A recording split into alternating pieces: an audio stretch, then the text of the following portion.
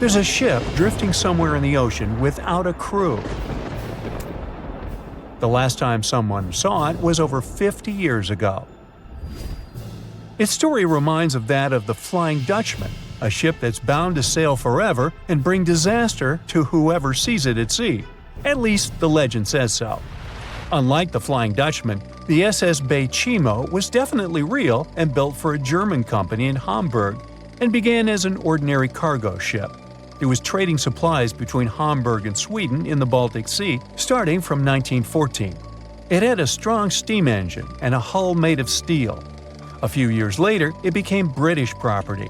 Then, in the 1920s, a Canadian company purchased it for around $18,000, a huge amount of money back then. The new owner, the Hudson's Bay Company, was actively using the ship for several years.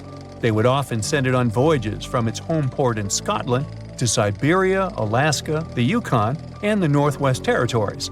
It also passed through the Panama Canal and even the Suez Canal, with fur pelts for sale on board.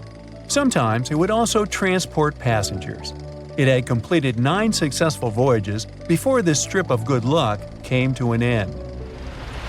Starting from the 1930s, SS Baychimo would have trouble with ice and storms. When it first got trapped in ice in October of 1931, some of the crew managed to escape to Alaska. 15 of 22 sailors decided to stay with their vessel and try to save it. They had furs and other valuable cargo worth around $58,000 aboard. The company sent them supplies to survive the winter. They set camp near the ship out of the hatches, tarpaulins, and other materials, and offloaded the cargo. At the end of November, a blizzard rushed through the area, and it seemed like it had taken the ship with it. The ice platform had survived, but the ship broke free. Some of the crew members were sure it had sunk. But soon after, they heard from one of the locals who had spotted their ship around 45 miles away from their camp. The crew moved on with their lives, and the ship started its journey as a runaway vessel. People would spot SS Baychimo once a year or so, all the way until 1965. It was mostly spotted off the coast of Alaska. A man going to Nome with his sled dog, along with prospectors, explorers, and treasure hunters, all claimed to have seen SS Baychimo. Someone tried to board it and take it to port, but ended up stranded on it for days because of horrible weather. Others got luckier and managed to take a whaleboat, some furniture, and other valuables from the vessel. Those who got close to the ship saw that it was damaged and missing the propeller. Still, it stayed afloat without a crew for at least 38 years and became the longest sailing ghost ship in history. In 2006, the Alaskan authorities started a project to solve the mystery of this ghost ship of the Arctic and finally find SS Baychimo, either still above or below the water. So far, the project has not been a success. SS Baychimo remains one of the estimated 4,000 ships that have disappeared off Alaskan shores. If the legend of the 17th century isn't lying, this ghost ship could be sailing somewhere along the Flying Dutchman. It belonged to the Dutch East India Company.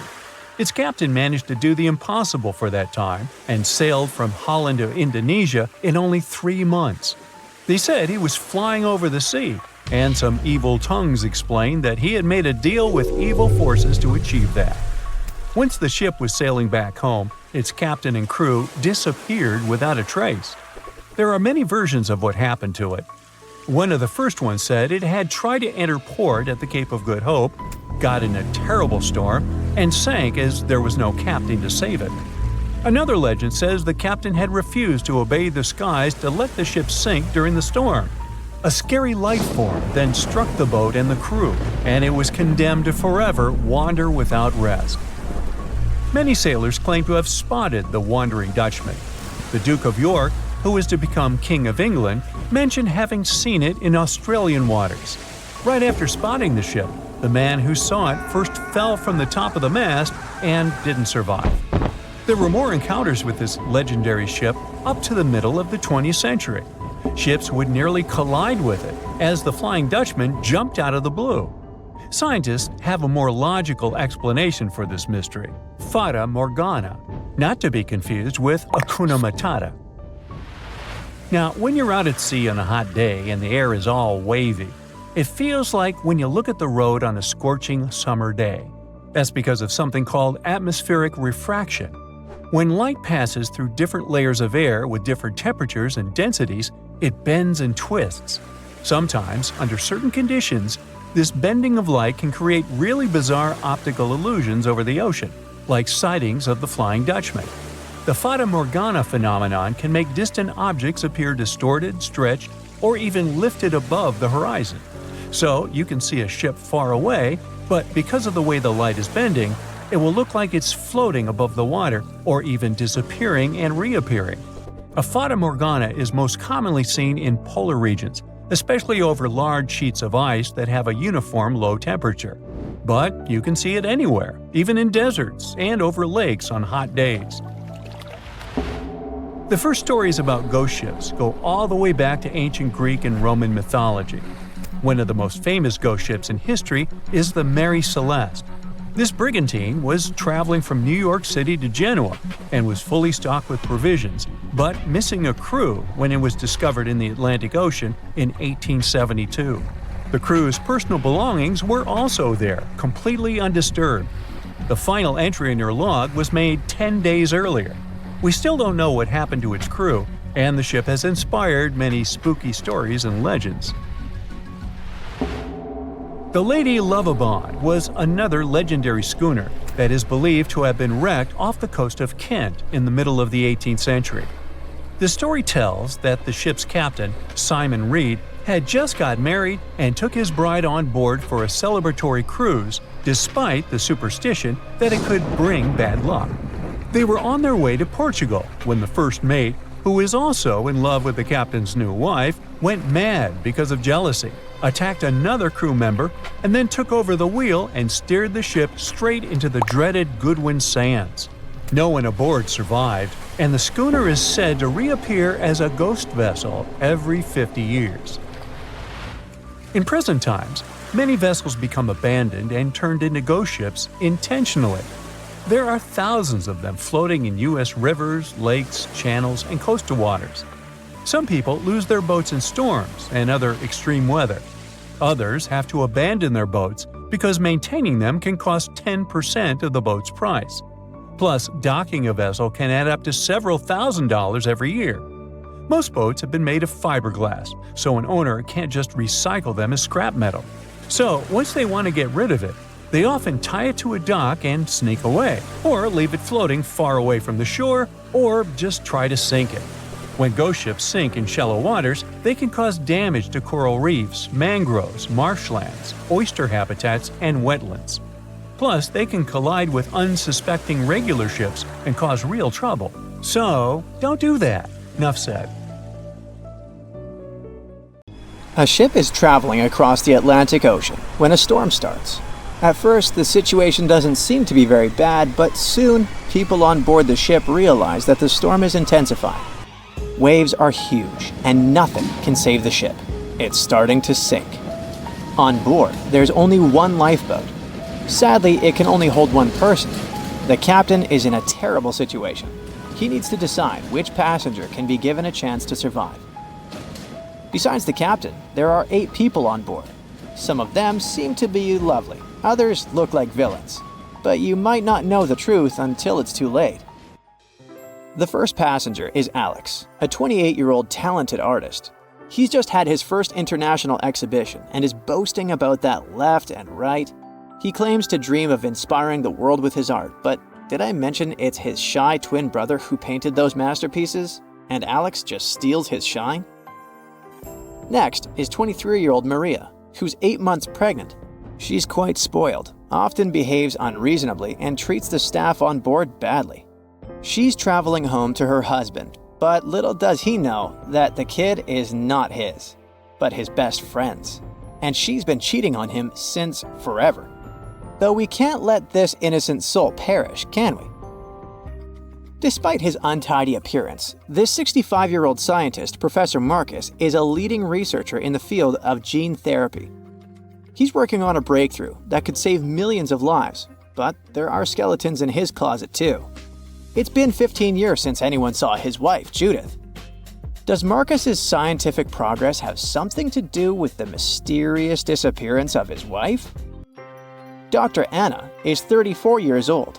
She's a surgeon who saved hundreds of lives during natural disasters.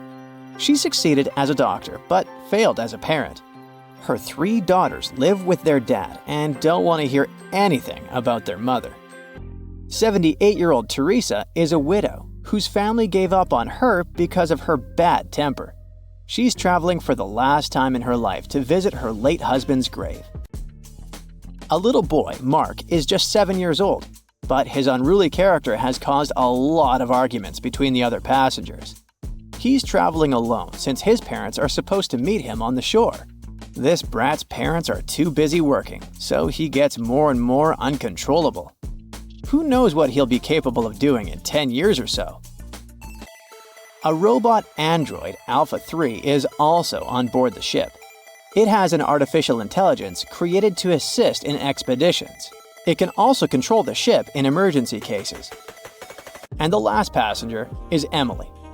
This beautiful and charming woman is 30 years old. She lives off of powerful old rich men and has enough money to burn. She hasn't worked a single day in her entire life and just travels the world. To make his choice, the captain invites each of the passengers to listen to their stories. He asks each of them just one question. Why would you be the one to survive? Alex says, "You see, my art can inspire and change the world. Looking at my works, they help people see the beauty of life, especially during difficult times. I must continue living. I have so much to show through my paintings." Maria answers, "Can't you see that a new life is growing inside my body? It's me and my unborn kid who must survive. We risk losing a talented doctor or an artist in the future. It's not just my life we're talking about." Professor Marcus says, "My work is not finished yet. It might save thousands of lives. I'm close to a breakthrough and I need to live to make it." Dr. Anna says, "My hands save lives. I have proven many times that I can do the impossible in extreme conditions. The world can't lose my skills and knowledge." The elderly woman begs, "Please, you must understand me. I might have lived a long life, but I want to see my husband's grave." Mark says, "I'm still a kid. My parents are waiting for me at home. I want to hug my mom and dad." Alpha 3 states that it was created to serve and help people.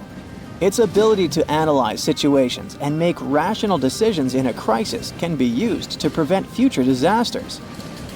Emily admits, "Look at me. Doesn't every person have their unique value? I'm young and beautiful, and I have a lot of potential. Surely you see it." The captain is desperate. How can he, a mere mortal, decide who should live and who he should take this chance away from? After pacing his cabin and hitting the walls with his fists, he decides to estimate passengers' value and see how useful they are. Alex, as a talented artist, can influence society through his art, providing inspiration for thousands of people who will see his masterpieces. But no one knows where his ego can bring him. Plus, remember who the real artist is. Saving Maria means saving her unborn child. But however cynical it may sound, the contribution of these 2 lives to the future of society is assumed, but not guaranteed. What if that child grows up to become a criminal? Professor Marcus can indeed provide significant benefits to society through his scientific research, but he isn't young. What if he doesn't live long enough to finish his work? Dr. Anna is a surgeon. She's already saved a lot of lives and will definitely continue to do so in the future. Her ability to provide immediate medical assistance in critical situations makes her one of the most valuable candidates for survival, since she can directly and regularly save lives.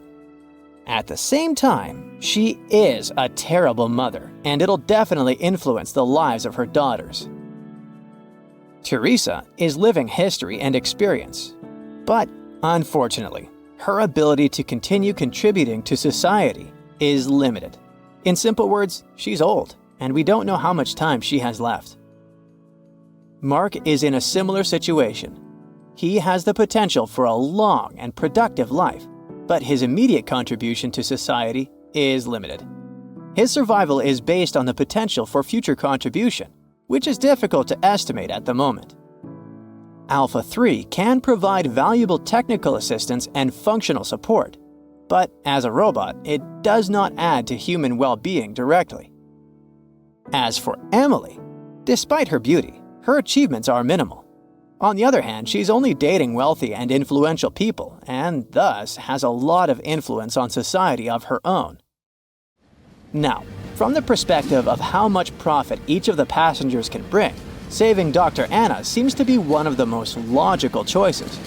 Her knowledge and skills can save many lives in the future, which means the greatest good for the greatest number. But let's have a look at the captain's choice. In the end, after listening to all the passengers and pressed for time, the man decides to save Emily.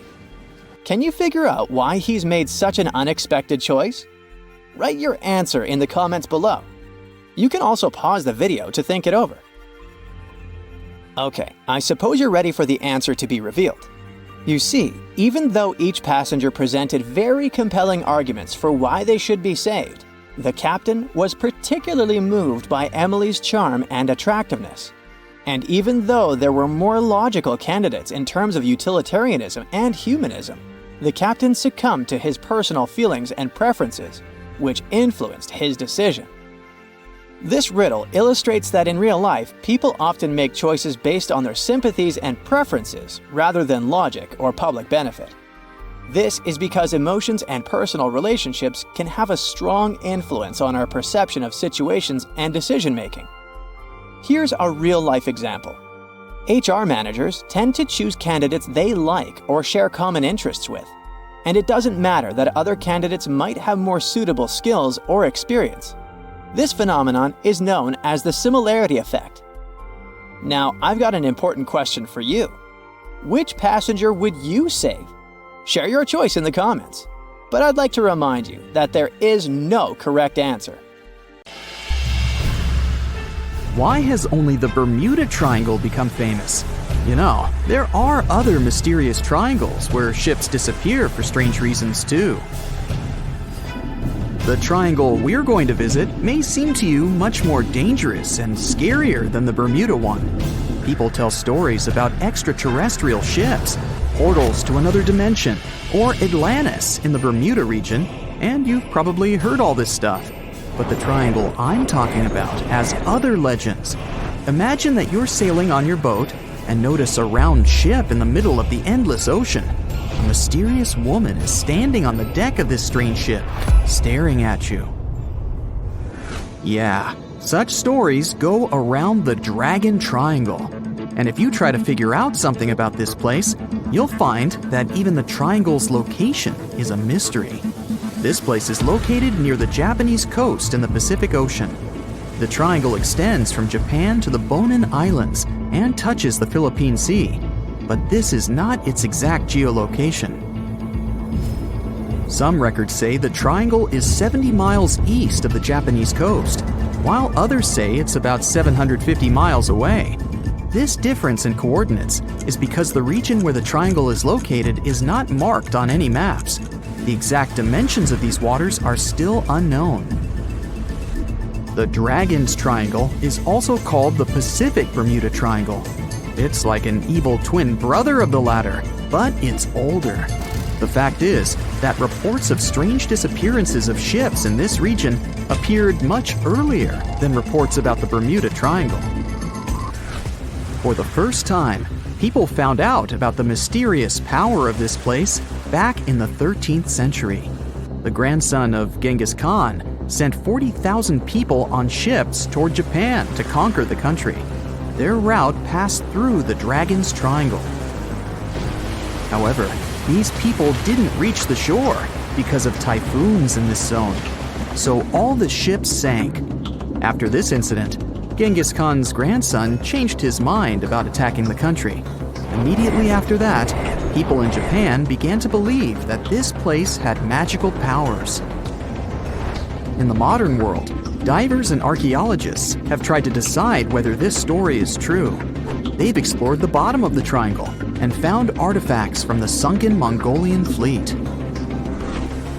A few centuries later, in the early 1800s, another story happened there. Sailors who traveled through the Dragon's Triangle saw a strange ship that looked similar to Japanese equipment for burning incense. There was only one person on board. It was a mysterious woman. However, no one could find out who she was. In the 1940s and 50s, reports about ships disappearing in the region of the Triangle began to arrive. Fishing boats and large ships went missing. Japan sent a research ship there to find out the cause of the disappearances. But that vessel, with 31 crew members, was also gone. The wreckage of the research vessel was discovered later, but no one found the crew members. People began to recall the legends about this place. According to one of the myths, dragons live under the surface of the ocean. They destroy ships and take people to satisfy their hunger. Such stories are thousands of years old. But over time, in addition to fairy tales, scientific hypotheses began to appear. Scientists have tried to find out what's so peculiar about this place. One suggested that cold and hot currents mix and then pass through areas that attract strong electromagnetic waves. And when these mixed hot and cold currents meet these waves, they form electromagnetic interference. Electronic equipment on ships begin to break down, and navigation devices fail. At this moment, a storm starts, and vessels become helpless. They can't send distress signals or determine their location. Another theory says that underwater volcanoes are at the bottom of the triangle. They spew hundreds of thousands of tons of magma, churn the waters, and create giant waves. Seismic activity often happens off the coast of Japan, so this theory is quite logical. Also, volcanic activity can explain ancient legends about underwater dragons. Besides, islands often appear and disappear in this region. When magma cools down underwater and creates layers, they move upward and form land. Then, during the next eruption, they collapse and go underwater. But some of them remain. So imagine some ship sailing, and then a huge island rises from underneath and cracks its hull. Perhaps methane hydrates destroy ships. These substances come out of the Earth's crust, form large bubbles in the water, then rise and explode. Such a giant bubble can damage a ship's hull or even destroy a vessel. Anyway, scientists don't know for sure the reason for the disappearance of boats yet. And in general, all those mysterious cases that have occurred in that place are most likely nothing more than legends. The Dragon and Bermuda Triangles are in the oceans, but how about a triangle in a lake? It's located between Michigan and Wisconsin, right inside Lake Michigan. In 1950, a plane with 108 passengers on board disappeared without a trace while flying over the lake. When the search began, rescuers found a few pieces of the aircraft on the water. Besides the plane, many ships have gone missing there. Sometimes people disappeared into thin air, right from boats. One such case happened in 1937. The ship was sailing through the Lake Michigan Triangle when Captain George Donner went to rest in his cabin. 3 hours later, one of the crew members knocked on the door to wake the captain, but no one answered. When it became clear that something was wrong, the sailor walked inside, but saw no one there. The captain seemed to have vanished. The crew couldn't find him. Until now, the disappearance of Captain George Donner remains an unexplained mystery. It may be all fiction, but the Lake Michigan Triangle is creepy. And how about a triangle that's on the ground? This is the Bennington Triangle. It's located in the southwestern part of Vermont, USA. This is a place you really should avoid. There are many scary stories around it. It's up to you to decide whether they're true or not. In November 1945, a group of hunters passed through this area. The 74-year-old man was walking ahead of the group, and right in front of several people's eyes, he made a step and disappeared. No one could find him. The hunters called rescuers, but they didn't help. In December of 1946, several students went camping. An 18-year-old girl led a large group. She walked a few feet forward to figure out where to go next and disappeared. The tourists called the police. Officers began searching the area, and the FBI joined them. They got some information from locals living in nearby towns. They said that some girl similar to the description had been walking with a man much older than her. The two of them left by car and were never seen again. Soon, a similar vehicle was found not far from New York. The car was burned, so the police and experts couldn't confirm that the missing girl was inside. 3 years later, a man disappeared on the territory of the Triangle. He was waiting for a bus at the last stop. When the bus arrived, he got inside, but didn't reach his destination. He didn't get off the bus and didn't appear anywhere else. The police couldn't find any trace of the missing man. But the most terrible case occurred in 1950. Near the Bennington Triangle, a woman was driving a truck with her young son. She stopped the car and left for a few minutes to drop by a store or gas station. But when she came back, there was no one in the car. The police were combing the area. In the search, they used sniffer dogs, which managed to get on the boy's trail. The dogs followed the path and stopped at one place in the forest. The trail ended there. And you know what that spot was? The place where that student girl disappeared in 1946.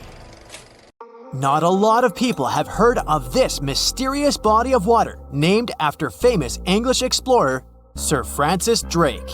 Even though Drake himself never sailed through these waters, one of his ships did pass near this location and discovered a connection between the Atlantic and Pacific Oceans. That's how the area got named the Drake Passage in 1578. Soon enough, the passage became known for some mysterious disappearances. It got the reputation of being the roughest and most unpredictable stretch of water in the world. It's now known for its strong winds and rough seas, with waves that can reach up to 60 feet in height. The passage also has powerful currents with speeds never seen before. Does it sound like a good start to an adventure book? Sure, it doesn't make the place any less real. If you ever decide to travel between the southern tip of South America and the southern tip of the Antarctic Peninsula, you will come across the infamous Drake Passage. We call this place the Drake Passage today, but locals still believe it should be named after Spanish explorer Francisco de Oces. He was a Spanish navigator who, in 1525, led the first known European expedition to navigate the Drake Passage. The trip was part of an attempt of Spain to find a new route to the Spice Islands in the East Indies. Oces and his two ships, the San Lesmes and the Santiago, sailed through the Strait of Magellan and into the Drake Passage, where they encountered treacherous weather and rough seas. Despite the difficulties, they successfully navigated the passage and became the first Europeans known to have done so. However, the expedition failed to find a new trade route, and the crew returned to Spain with no significant discoveries. Some years later, in 1616, another ship captained by Dutch navigator Willem Schouten made one of the most successful voyages through the Drake Passage. Despite the difficulties of navigating the often turbulent seas, eventually, the Drake Passage became an important part of international trade routes in the 19th and early 20th centuries. But this dangerous area holds many secrets. The record of one of the most famous events that happened here takes us back to the year 1914. During that time, a British explorer named Shackleton wanted to travel to Antarctica with 27 men split between two ships. Those were named the Endurance and the Aurora. The explorers wanted to check out two routes that reached the continent. But in 1915, the Endurance got stuck in ice while crossing the Drake Passage and was slowly crushed. Shackleton and his crew had to leave the ship and could only gather some personal belongings. The Endurance eventually sank, and the crew had to survive on ice for a while. The mission changed from exploring to surviving, and only in 1916 all the men were rescued. The Aurora suffered a similar fate. It also got stuck in ice, and 3 men were lost at sea before the rest of the crew was rescued in 1917. For many years, the ship Endurance was thought to have been lost forever. But in 2022, a group of specialists went on a trip to find it. They left from Cape Town, South Africa on February 5th. The leader of the group said it was most likely the most difficult shipwreck search in history. They used special equipment to find the ship under the water and then used a special underwater camera to take a closer look. The members of the team were sure they had found the Endurance because it was in a place where very few ships had ever been. Despite being 10,000 feet underwater, the Endurance didn't look so shabby. It was actually pretty well preserved for a ship that had been underwater for more than 100 years. The explorers were still even able to see the word Endurance written on it. But it's not just ships that have a hard time with the Drake Passage. A plane with 38 people on board seemed to have disappeared over the Drake Passage in 2019, according to the Chilean authorities. It's believed it hit the icy and rough waters of the passage. Rescuers used ships, planes, and satellites to search for the missing plane and its passengers in the area where it had last sent messages. But the harsh conditions of the Drake Passage made the search very difficult. The exact location where the accident had happened was eventually found, but there were no survivors. The Viking Polaris is another of those ships that got damaged in the passage, even though it was designed for tough conditions.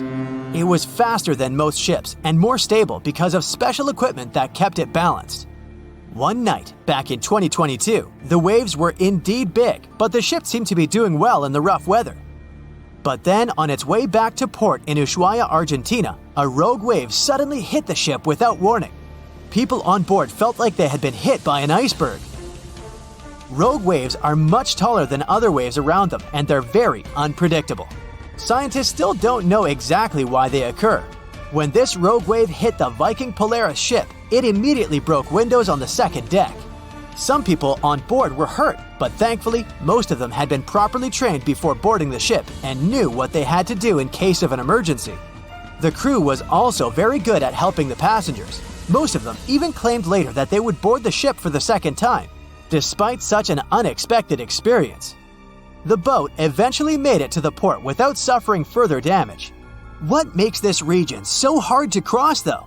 For starters, the Drake Passage is a wide and deep area of water. It's about 500 miles wide and has a depth of 15,000 feet.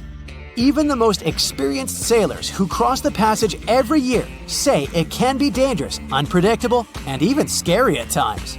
And that's even considering the modern technologies we have today. The area is a mix of warm and cold temperatures, which can result in ravishing storms. Strong winds from the west push the water from the Pacific Ocean into the passage, creating waves and swells that can reach up to 30 feet or more. If accidents happen here, things can get ugly faster than anywhere else. The Drake Passage is a part of the ocean where the water is very cold and has strong currents. The bottom of the ocean there is also not stable, making it harder to find things like a plane or a ship. These days, we have modern technology that helps us feel safe, even when we're passing through rough seas. However, if you are planning to travel by boat to Antarctica, make sure you're ready for the rough sea in the Drake Passage, and for feeling a little uneasy. This can happen even to the most experienced of people when the waters are rough, but it's especially tough if it's your first time. Some people bring remedies to avoid feeling sick, like ginger gum or scented wristbands. Others find it helpful to look at the horizon. Test things out to see what works for you. Once you arrive at the Drake Passage, you'll be surprised to see that lots of different animals live there. You can see many types of dolphins, birds, whales, and penguins. The water in the Drake Passage is also good for small animals like plankton, krill, which bigger animals such as whales, penguins, and seals generally have on their daily menus. As you get closer to Antarctica, watch out for the South Shetland Islands. These might be the first pieces of land you'll see. They're also located in the Antarctic Peninsula, and were first discovered in 1819 by British explorer William Smith. The South Shetland Islands are home to severe active volcanoes, including Deception Island and Mount Fenton. The islands are also where you can find a number of endemic species, including the South Shetland Islands Gentoo penguin, which is only found on this piece of land. They say nothing is ever lost, and it's true. Let's discover ships frozen in time. The first one is truly fascinating. Here, the Antikythera shipwreck. It's a Greek trading ship from the 1st century BCE. It's located on the east side of the Greek island of Antikythera and at the merging point of the Aegean and Mediterranean seas. Around 2,000 years later, in 1900, a group of Greek sponge divers discovered the wreck. They were going to Tunisia, yet they were forced to find shelter from a storm on a nearby island. Since they couldn't go anywhere due to the storm, they decided to look for sponges until the weather got calmer. One of the divers discovered the shipwreck at depths of around 130 feet. Imagine someone going for a sponge hunt, but getting out to the surface with archaeological treasures. The captain of the sponge boat talked to the Greek officials about what they had found. The officials sent 2 ships to the wreckage. The salvage operation was successful, and discoveries are now in Greece's National Archaeological Museum in Athens. The findings included 3 life-sized marble horses, jewelry, coins, and hundreds of works of art, including a 7-foot-tall Colossus statue of Hercules. Among these treasures, Antikythera ephebe, a bronze statue of a young man, caught more attention. Because the ephebe doesn't comply with any familiar iconographic model, and there are no known copies of his type, he held a spherical object in his hand.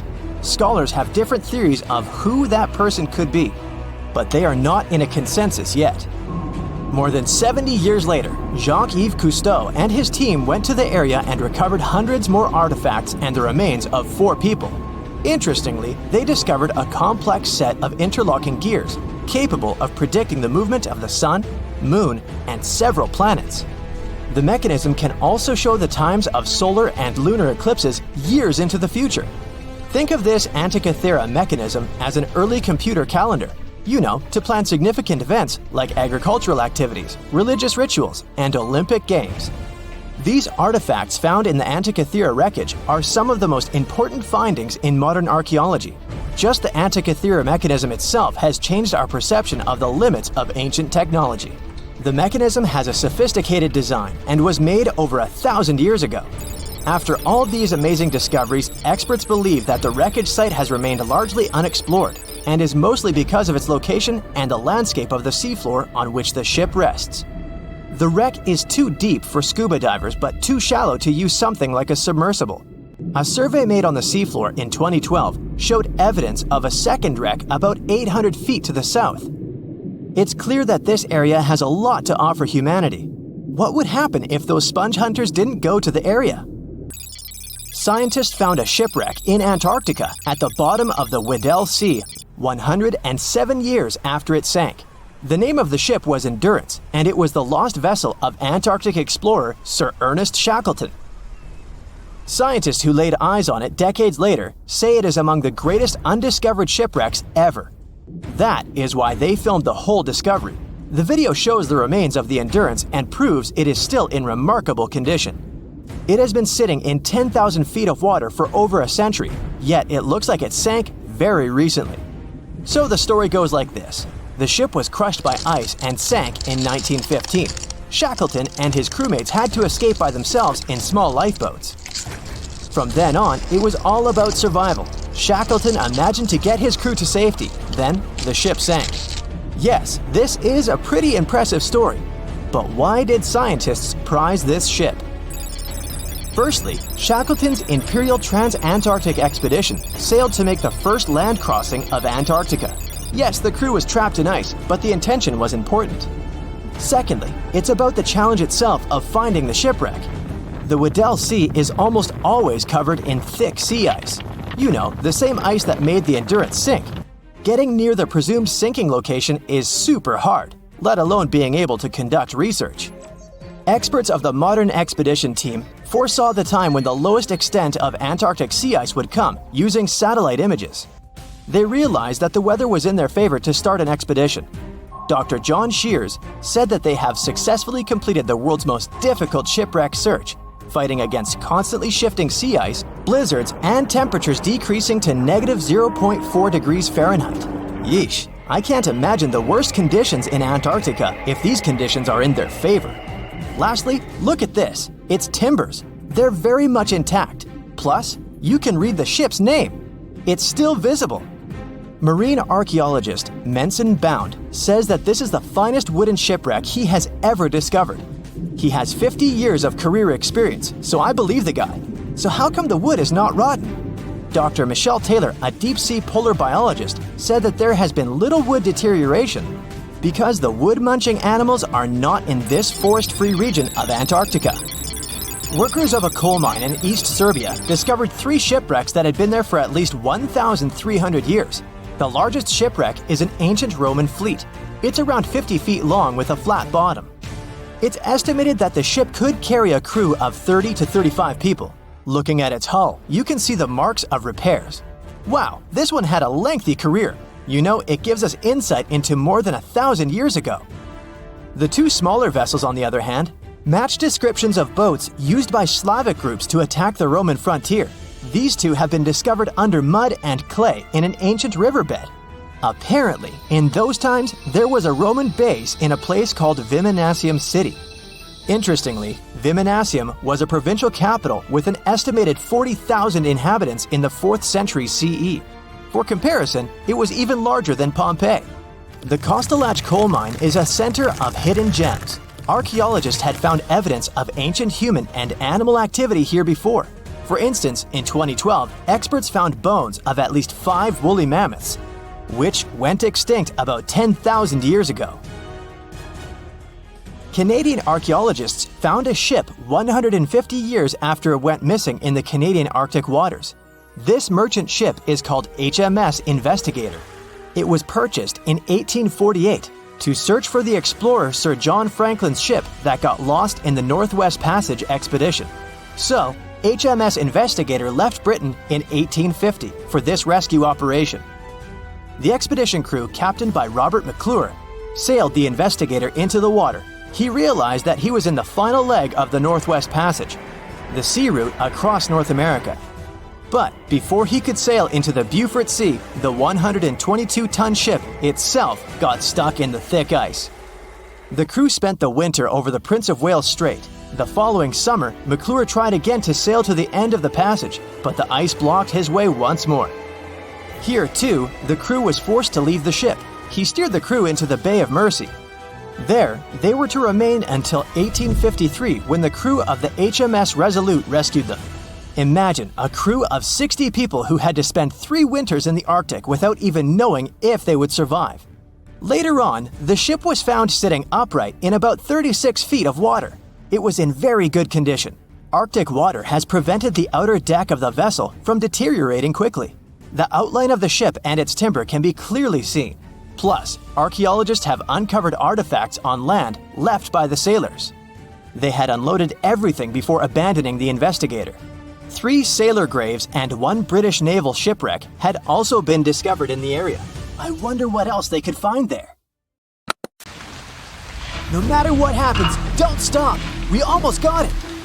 2 treasure seekers are digging frozen ground in a cornfield at night. It's raining hard, lightning is flashing, but these 2 guys keep working. And now the shovel hits something solid. No way! A treasure chest! They start digging faster and find a piece of a ship's engine. What the?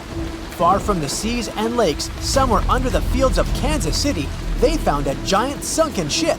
How is this possible? Now you'll see. Some people spend their lives searching for shipwrecks with treasures underground. One of them is explorer David Hawley. He's been looking for such ships far from the seas, rivers, and oceans for many years. He does this because he likes the feeling of adventure. The holds of these ships may contain chests of gold, antiques, and artifacts. And you can get a lot of money for them.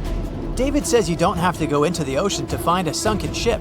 They may be lying in your backyard. But why do ships end up buried underground among fields, farms, and plains? Let's find out using the example of steamboat Great White Arabia. According to old records, the newspaper clippings, this ship had been carrying about 200 tons of treasure before it sank in 1856. Many rumors and local legends said the ship was lying underground a few miles northeast of Kansas City. It was there because people deliberately altered the riverbed and channels of the Missouri River in the second half of the 19th century. They artificially brought the shores closer to each other. They narrowed the river to increase the flow's speed so boats could sail much faster. In the 19th century, steamboats were the most popular means of transporting passengers and goods. Before railroads, they extended the western border across the Mississippi and Missouri rivers and brought supplies to people. That's why it was so important to increase the speed of their movement. So, on September 5, 1856, Arabia was sailing along such an estuary. It came across a snag sticking out of the water. A piece of log quickly flooded the ship. Fortunately, all passengers were evacuated. But the steamer and its precious cargo reached the silt bottom of the Missouri River in a few minutes. Several years had passed. Everyone forgot about the vessel. During this time, the course of the Missouri River had changed. But Arabia remained under the wet, muddy bottom. The soil level above it was getting higher, and the ground was losing moisture. Eventually, many decades later, a cornfield formed above the sunken ship.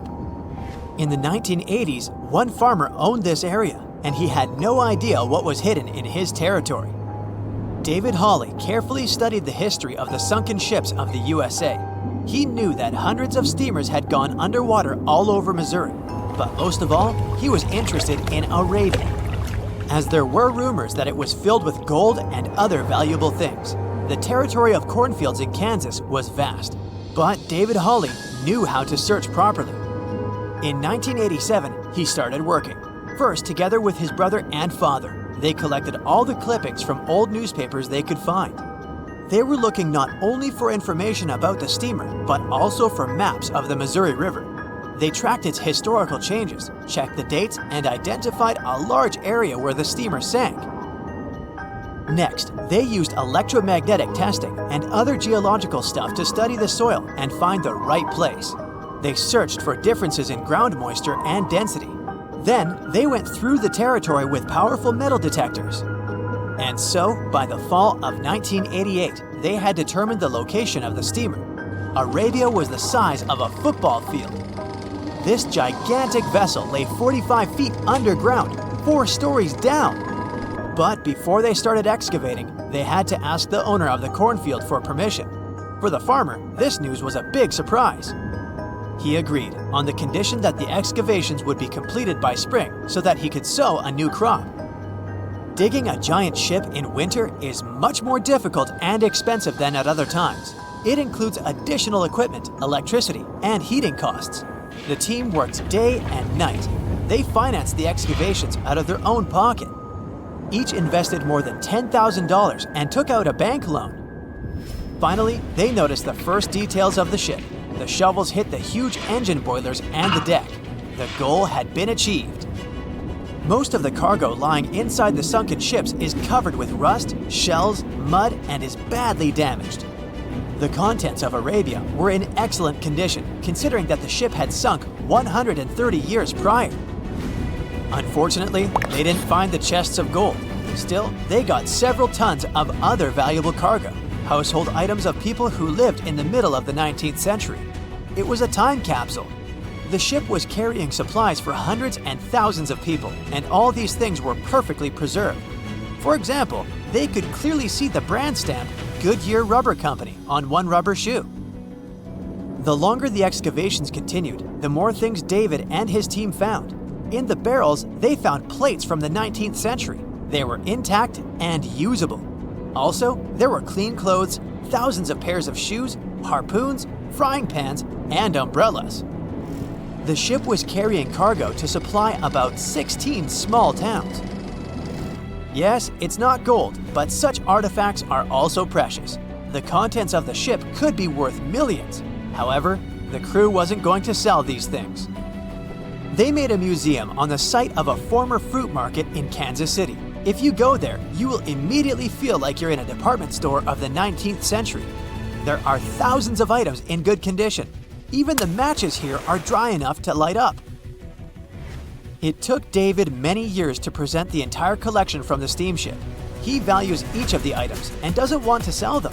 Anyone can come here, pay for a ticket, and find themselves in the past.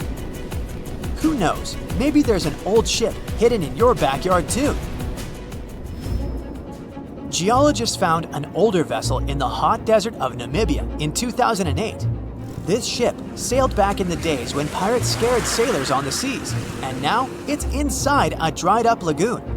The ship sailed from Lisbon in 1533 and disappeared with the crew near a small diamond mining town. After almost 500 years, the hull had been badly damaged. Only the carcass of the ship remained, but the treasure hidden inside the vessel stayed intact. They carefully studied the boat for a long time, trying not to ruin anything. And then, 5 days later, they found a big old chest in the hold. Carefully opening it, they found gold coins there. Thus, the cost of the ship was estimated at about $10 million. The exact cause of the shipwreck is unknown, but experts believe the ship was destroyed by heavy cargo and bad weather. It went to the bottom of a lagoon that later became a desert. Some find an airplane in their backyard, others discover a ship, and one man found a passage to an ancient secret city in his house. This happened in Turkey in 1963. The owners of the building decided to make repairs. He went to his basement and knocked down the wall to turn this place into a living room. And so, behind one wall, he found a tunnel leading underground. The man thought it was some kind of a secret chamber. He went down there and realized it was something much more than that. It was an ancient city 18 floors deep. People built it in the years 780 to 1180 as a refuge from weather disasters and the invasion of enemies. This place also includes many underground tunnels that stretch for several miles in different directions. People could get to the town from different points using secret passages leading to these roads. The city can accommodate about 20,000 residents, livestock, and tons of food supplies. Archaeologists have also found a chapel, schools, stables, and public kitchens there. They said it was the most technologically advanced ship. They said it was unsinkable. And when it sank, they made a movie about it. These were the main reasons why the Titanic disaster became world famous. But unfortunately, this is not the only large-scale shipwreck. And sadly, there have been cases much worse than the tragedy of the Titanic. One of them occurred on April 27, 1865. The Sultana steamboat carried passengers and cargo daily between St. Louis and New Orleans. It was a pretty large wooden boat with 3 decks and was 260 feet long and 70 feet wide, almost twice the size of a basketball court. The ship could carry about 350 passengers, but on that unfortunate day, more than 2,000 people were on it. On April 23rd, she was making a routine voyage from New Orleans when it broke down. Something was wrong with the boiler, so the vessel docked in Vicksburg for repairs. At the port, the ship's captain, James Cass Mason, found out about an excellent opportunity to earn a lot of money. All he needed to do was to transfer a large group of former prisoners to the north. The captain agreed to do it, but the problem was that the boiler required a lot of time to repair. Mason was afraid that his competitors would take the job, so he decided to sail despite the malfunction the ship had. He patched up the holes in the boiler instead of a big repair and invited all the ex-prisoners on board. So, there was a broken boiler, an excess number of passengers, a lack of lifeboats, and not the best river conditions. Also, the captain refused to send the ex-prisoners to the hold, so they were all with ordinary passengers. There were strong chances for a shipwreck, but the greedy desire to earn more money was stronger. The Sultana went on a voyage and sailed up the river for 2 days. At this time, one of the biggest Mississippi floods in history began. The river overflowed its shores because of the flood, with the water level rising several feet. All the trees on the shore disappeared, and only the tops were sticking out of the water. The ship sailed opposite this powerful current, making the boiler work too hard. On the evening of April 26th, the Sultana arrived in Memphis, Tennessee, and they loaded even more, 120 tons of sugar and 200 passengers. She got incredibly heavy. Around midnight, the ship continued its dangerous journey. The captain sailed to barges to load a shipment of coal. At 1 a.m., the vessel left the barge. At 2 a.m., the broken boiler, unable to withstand the load, suddenly exploded. The Sultana was just 7 miles north of Memphis. Few people survived that day. The problem was that passengers trying to escape from the fire jumped into a cold river with a strong current. The Sultana disaster is considered the most tragic shipwreck in the history of the United States. The exact number of those who didn't survive is still unknown. According to various sources, this number was from 961 to 1,800 people. Don't be surprised that almost no one knows this story. There were many more survivors in the Titanic tragedy, and everybody heard about it. But the Sultana sank during one high-profile event. 12 days before the shipwreck, the country lost Abraham Lincoln. People hadn't yet recovered from this news, so no one paid much attention to the tragedy of the Sultana. Many catastrophes happened quite recently by historical standards. One of them occurred in 2002. The ferry La Jula was a Senegalese vessel. The ferry sailed twice a week, mainly along the coast of Dakar, carrying passengers who traded mango and palm oil. It made daily voyages and never faced severe problems thanks to modern rescue equipment and good repair service. But one day, the ship's crew discovered a malfunction and sent the boat to port. For almost a year, La Jula was in a non-working condition, awaiting repairs. But it didn't get high-quality service. After poor maintenance, the ferry set off on its last voyage. On September 26, 2002, La Jula sailed between southern Senegal and Dakar, and at 11 p.m. headed toward Gambia, where a strong storm began. The wind raised high waves, but this wasn't critical for the large passenger ship unless the number of people on board didn't exceed the established norm. La Jula was supposed to carry about 500 passengers, but had many more people that day. Too many passengers, poor repairs, and a strong storm caused severe problems for the ship.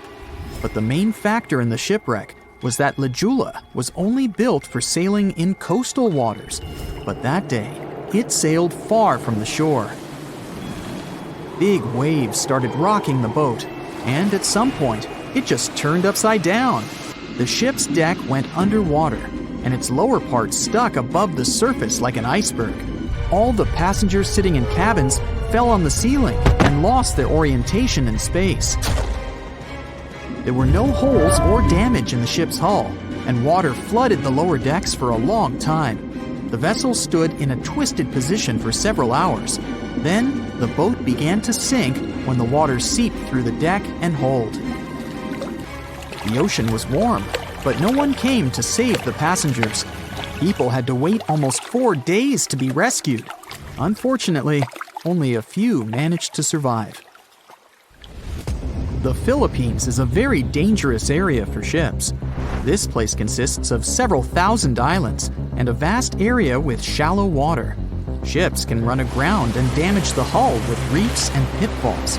On September 20th, 1987, one of the most terrible disasters in navigation history occurred there. A Philippine passenger ferry called Dona Paz left one of the islands and sailed toward Manila. The sun was shining, the ocean was calm, and the visibility was good. But for some reason, the crew members didn't notice how the tanker Vector was approaching them. The two ships collided at low speed. The collision wasn't strong, but the problem was that the Vector had tons of oil on board, and the Dona Paz crashed into the cargo hold where that oil was stored. So it spilled all over the ocean, and then a spark slipped through. Not only did the two ships catch fire, but also filled with water. Both ships sank in a matter of seconds. Only a few dozen people survived that disaster. On September 27, 1854, the passenger ship Arctic sailed from Liverpool to New York. The fog came rolling down, and visibility got really bad. Another boat appeared out of the thick white haze, the French steamer Vesta. The ships were close enough to each other that a collision was inevitable. The French vessel was smaller, so it seemed to the Arctic's captain that Vesta had received a lot of damage. And while he was staring at the other ship, his boat got quickly filled with water. The captain gave the order to sail to the shore as fast as possible, but the ship's engines stopped working because of the flood. Then the ship's crew started to lower lifeboats with women and kids. Still, when rescuers found lifeboats with people, it turned out that only 87 out of 400 people survived, 65 crew members and 22 passengers. Surprisingly, there were only grown men among them. The ship's captain survived by clinging to the wreckage. All newspapers wrote about this story as one of the most terrible and shameful tragedies in navigation history. The survivors were criticized because they didn't save women and kids, and the crew members were accused of violating the law, since the safety of passengers should be higher than the safety of sailors. But despite this, none of them were brought to responsibility. Unfortunately, shipwrecks still occur to this day, but fortunately, there are fewer of them than before, thanks to modern navigation systems and radar. But no technology can guarantee there won't be a super strong storm or any other emergency that no one can foresee. As an experienced sailor and the first man to ever sail non-stop on his own around North and South America, Matt Rutherford has seen a lot during his voyages. But what he saw in 2013 while sailing through the waters of the Atlantic with his colleague surely stands out. Some 800 miles off the coast of Bermuda, not far away from the famous Bermuda Triangle, they noticed a boat that seemed to be moving by itself. The sails weren't up and the motor wasn't running. The sailors decided to check if there was someone who needed their help aboard, so they moved closer to the mysterious ship. Once they got there, things only got weirder, as they realized there wasn't a living soul aboard. Rutherford started filming to document their discovery. The boat looked so awfully abandoned that they expected to find some pretty scary things in there. But it didn't stop Rutherford from searching the vessel. The boat, which turned out to be named Wolfhound, looked like an upscale one, probably costing hundreds of thousands of dollars. It was pretty weird to find it floating by itself in the middle of the ocean. It seemed like whoever abandoned it was leaving in a rush. There were clothes and other personal belongings all over the main cabin. Some parts of the ceiling had fallen and some drawers had popped open. The brave sailors decided to tow the ghost ship back to Bermuda. It wasn't easy because Wolfhound was bigger and heavier than their boat. After days at sea, the crew was running low on fuel and asked a passing freighter to stop and give them some gas. They kept pulling Wolfhound until the tow line got wrapped around the rudder and they realized they could get stranded in the Bermuda Triangle. So they had to abandon the ship. What really happened and how Wolfhound ended up in the middle of the ocean will probably remain a mystery. Rumor has it that it belonged to a member of the Royal Irish Yacht Club. The ship was going on its first voyage from Connecticut to Bermuda and then Antigua. It got in a terrible storm around 400 miles away from Delaware. The winds were so strong that the yacht suffered 2 knockdowns. A Greek cargo ship rescued the crew. They left the ship with an emergency beacon on. The rescued crew members shared that they saw the ship sink, which only adds more questions to the story. How did it get back to the surface? Does the Bermuda Triangle have anything to do with that? Christopher Columbus himself reported some unusual compass activity going on in this mysterious area while he was on his way to the New World. Despite the stories of more than 50 ships and 20 planes disappearing in the area, it remains one of the most heavily traveled shipping routes in the world. Some skeptics believe that this fact solves the Bermuda Triangle mystery. It could make sense because the busier the area, the more accidents happen there. But then again, it's not the number of disappearances that makes the place so mysterious. It's the lack of explanation and wreckage lost for good. The first ever confirmed ship to vanish in the Bermuda Triangle was the USS Pickering. In 1800, it departed from the US on its way to the West Indies. The ship sailed into the Bermuda Triangle along with its 90-man crew. No one ever heard anything from them ever since. The popular explanation is that the ship was taken out by a storm. But because no one found any wreckage, we'll never know for sure. The largest ship that has ever disappeared in this mysterious area was the USS Cyclops. In March 1918, carrying a crew of 306 people, the USS Cyclops left Barbados and headed home to Baltimore. The ship passed through the Bermuda Triangle on its journey and vanished into thin air, or rather, water. The Cyclops never sent any distress signal and disappeared without any explanation or trace. The Bermuda Triangle isn't the only place in the world where ships go missing or mysteriously resurface. One of the most famous ghost ship stories would be of SS Baychimo. The large cargo steamer was built in Sweden. On October 1st, 1931, it got caught in pack ice. The crew decided to wait it out and managed to break free after a couple of days, only to get trapped again in less than a week. This time, they didn't manage to make it out. A rescue team went by air to save 22 of the crew members. 15 other members stayed in a wooden shelter they built not far away from the ship. Their plan was to wait out the winter and get back aboard. At the end of November, a strong blizzard was rushing through the area. When it was over, Baychimo seemed to have gone away with the storm. The captain decided it must have broken and sunk. But a few days later, a local hunter informed them that he had seen the ship around 45 miles away from their camp. The crew managed to find the ship and took the most valuable cargo from its hold. They had fears that Baychimo wouldn't live through that rough water, but it did manage to survive after all. Once the ice was gone, it floated away and ended up drifting along the shores of Canada and Alaska. Many people reported seeing the ghost ship in an open sea. Some even tried to board it to save the ship, but the weather didn't allow it to happen. The last time someone saw SS Baychimo was in 1969, 38 years after its crew had left it. It could still be drifting somewhere in the ocean. The story of MV Hoita happened in the South Pacific. The ship was originally a wooden luxury yacht. After serving for 20 years to various owners, it became a merchant ship. In 1959, it set on a trading voyage that was supposed to last around 2 days.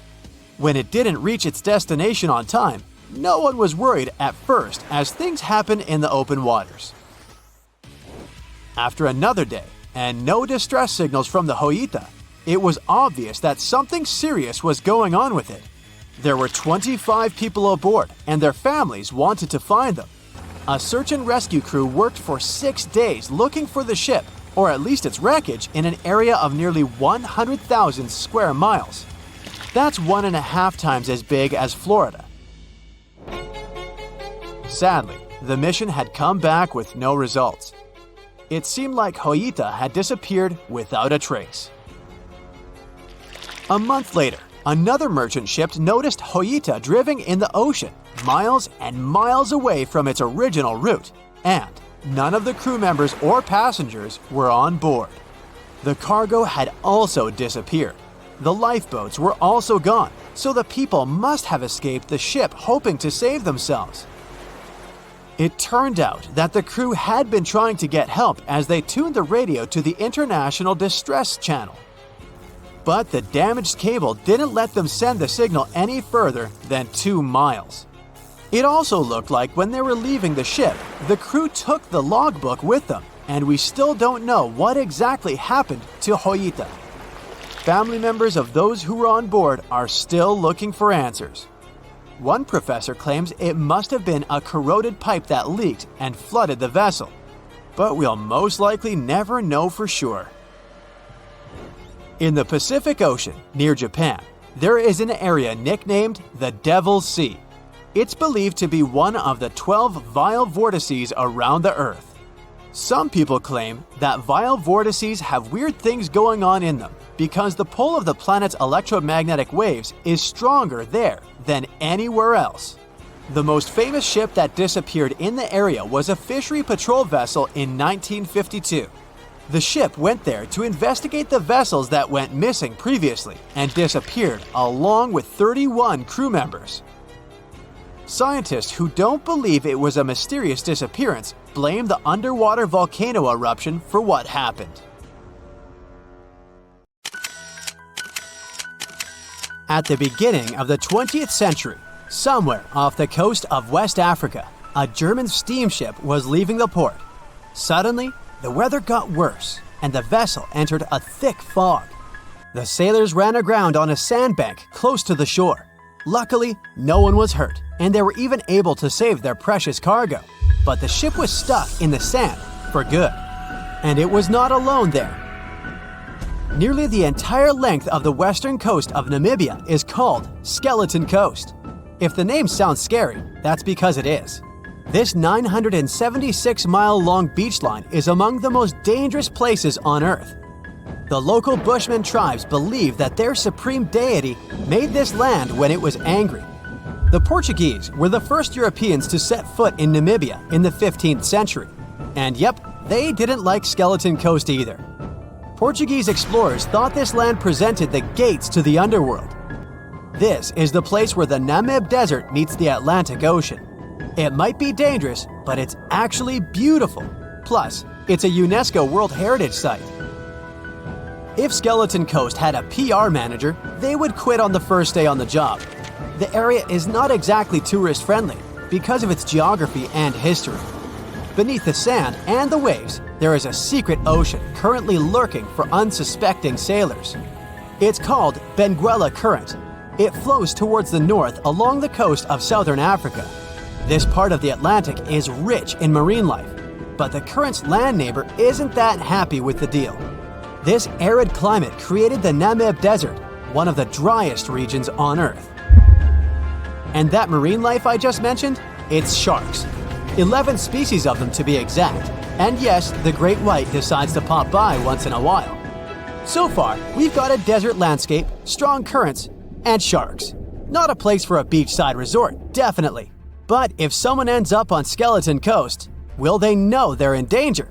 Don't worry, they will. The beach is littered with wrecks of all sizes and shapes.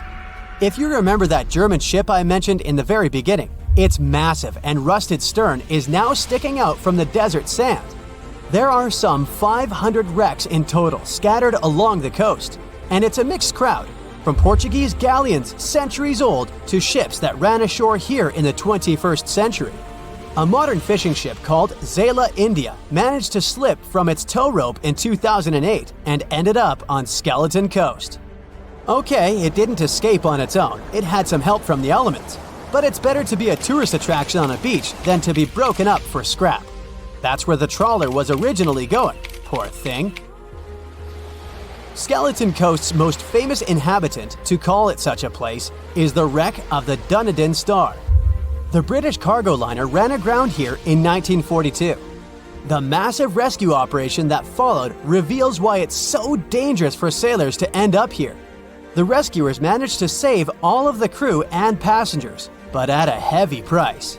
An aircraft and a tugboat were lost in the process. It took the last of the rescuers a full 2 months to return home to Cape Town. Why, you might wonder? One look at the map of the region reveals the reason. It's an endless sea of yellow, which is the sand. There are so few roads here, so Skeleton Coast is hard to reach by land. There are also legal obstacles. You need a special permit to drive into the area. But the skeletons in the name of the area don't only refer to ships. They also stand for animal bones. Most of these belong to whales and seals. Many animals have adapted to the area, so lions and hyenas roam the coastline in search of a meal. Yeah, now there are hungry lions as well, as if those sharks weren't enough. Other animals with a temporary residence on Skeleton Coast include elephants, cheetahs, leopards, and giraffes. In 1971, the Namibian authorities established a national park here, but except for surfers, after an adrenaline rush, they don't get many visitors. You can understand why.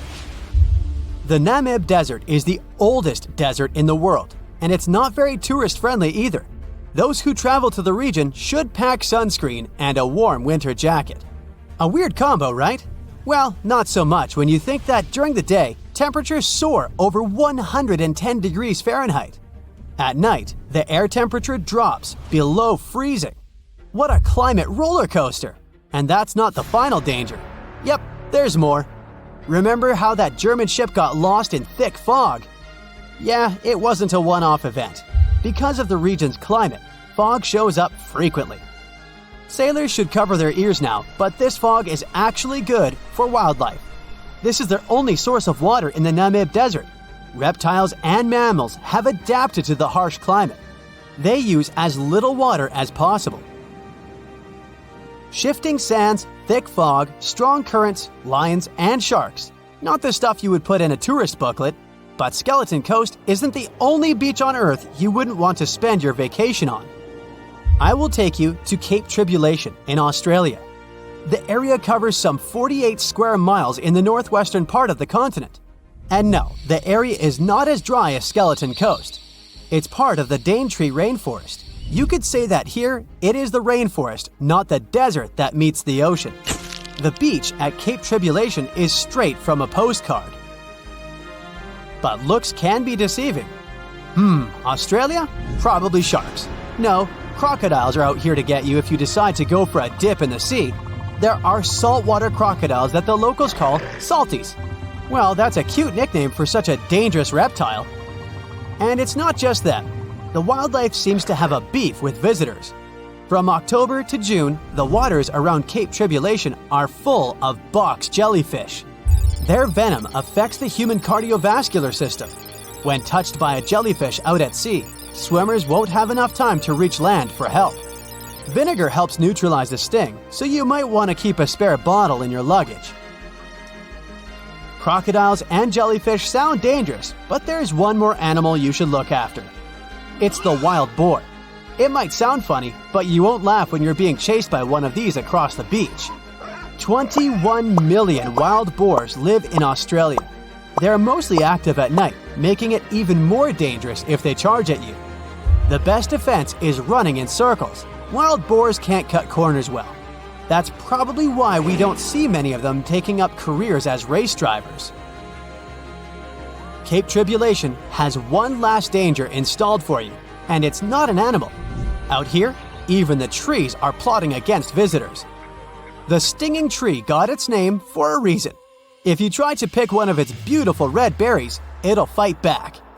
Its prickles are like tiny glass shards. The less than pleasant effect on your skin will last for a month. Then there is this wait a while bush. Who keeps naming them like this? This long vine has spikes that grab hold and just don't let go. They are so strong they can pull a human off a horse. You'll have to wait for someone to come by and save you from this thorny grabber. If you are about to cross this Australian beach from the vacation list, hold on for a second. Tourism is booming here. The local authorities have restricted access to all of the danger zones. Visitors go swimming in dreamy water holes that are surrounded by lush vegetation. There are even ropes to swing from. Now, that's a beach you can finally relax on. The year was 1854, and the SS Arctic, the fastest passenger liner of its time, set out to cross the Atlantic. As it sailed through the misty veil, it slowly disappeared into the unknown. The Collins Line, an American shipping company, was started in 1818 and only began seriously trading in the transatlantic by 1835.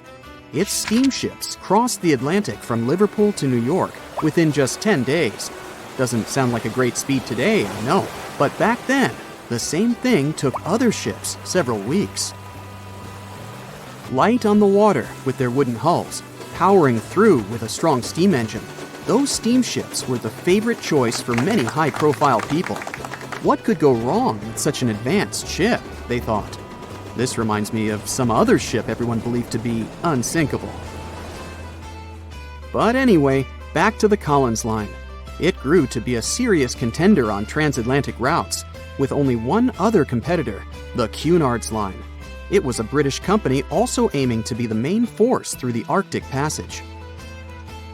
In 1835, the company received a new ship that traveled to Liverpool and came back to New York with the largest cargo ever at that time.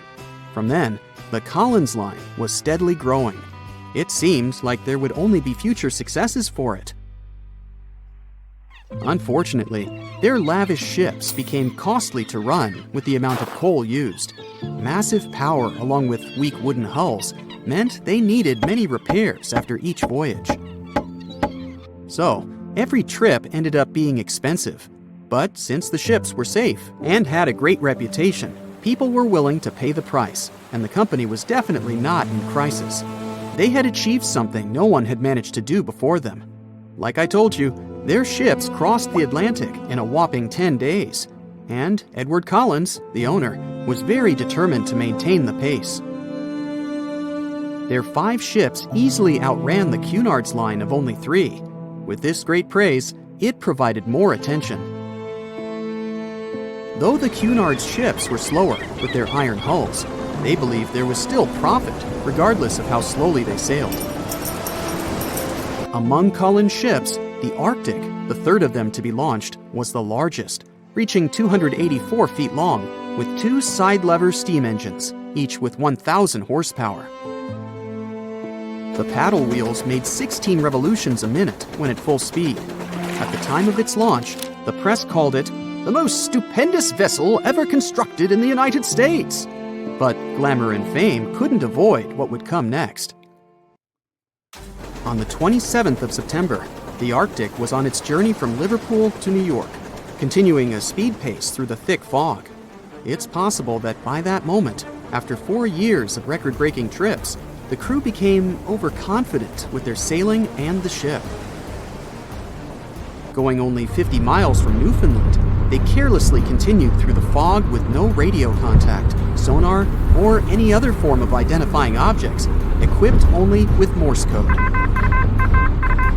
A smaller ship, the SS Vesta, which operated as a fishing vessel, often worked around Newfoundland. It was passing through the same path as the Arctic and crashed into its side. Shocked by the collision, the captain of the Arctic offered help to the much smaller Vesta, but it was soon clear that the damage that seemed minor on the Arctic was far worse. Beneath the waterline, a hole was letting water into the hull. The cost of the much faster wooden hull now seemed less valuable. They steered toward land, trying to plug the holes, but they weren't doing so well, and the seawater continued to pour in, filling up higher and pushing the ship down.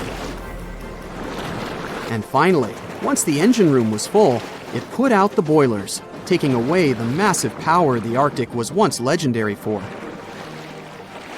They moved slowly until coming to a complete stop.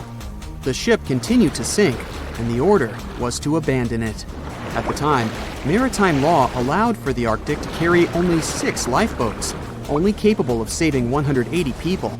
The crew and some of the passengers managed to push their way aboard and took most of the seats on those boats. Things were pretty wild, and everyone forgot about their manners, not letting the ladies and the youngest ones board first. It took 4 hours for the Arctic to sink. 150 crew and 250 passengers were on board. Those that weren't able to find a lifeboat made a desperate attempt to build their own rafts from parts of the ship. 2 days later, only 3 boats made it safely to the shore. The other 3 were never found. Believe it or not, the rescue party also saved some people that had been clinging to the wreckage for 2 days. Unlike the crew, the captain went down with the Arctic, but amazingly survived. He would be only one of 85 people that made it, out of the 400 on board. When the news arrived 2 weeks later, the public responded with great sadness to the losses. Great anger soon followed towards the poor safety measures in the crew. The press published demands to change the laws for more lifeboats. It only made sense to have enough for every person on board a ship.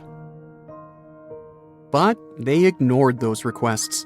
This neglect would lead to more disasters in the future. Enough lifeboats would only come into maritime law some 60 years later, after the disaster of the Titanic.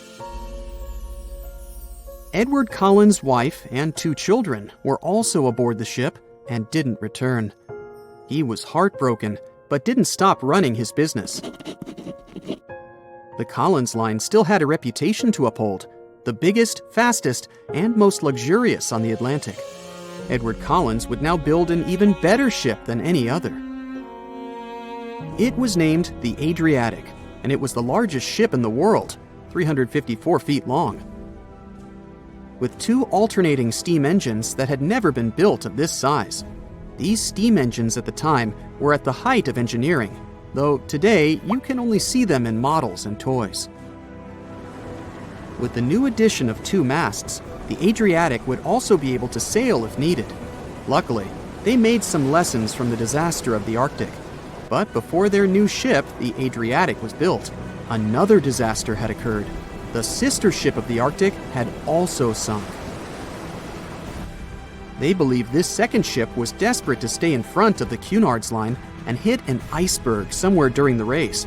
This weird contest took the lives of 141 people. The desperation of Collins and his weakly built hulls pushed the company towards bankruptcy in 1858. The newly built Adriatic, costing over $1 million, had only made 1 voyage in the end. And even that voyage was considered a disaster. The ship collided with a tugboat. It still managed to finish its maiden voyage at a suitable time. After the company had gone bankrupt, they had to sell the ship for only $50,000. They removed the great giant engines, replacing them with only sails. Although it was once the greatest ship on the high seas, it was only 30 years later until it was abandoned, labeled irreparable, and anchored in a river. The other remaining ships were also sold and only used for parts. Edward Collins left the industry altogether, seeking work on dry land instead. As the Collins line was no longer in the mix, the Cunards would grow in strength. Without competition, they would win the Blue Ribbon for the next 30 years, and 180 years later, after producing hundreds of ships. They still have a constant presence on the seas as they provide transatlantic crossings, world voyages, and leisure cruises. To this day, the Cunard line is the only one to run ships between Europe and America, and it's great proof that it's not always the fastest that's the best.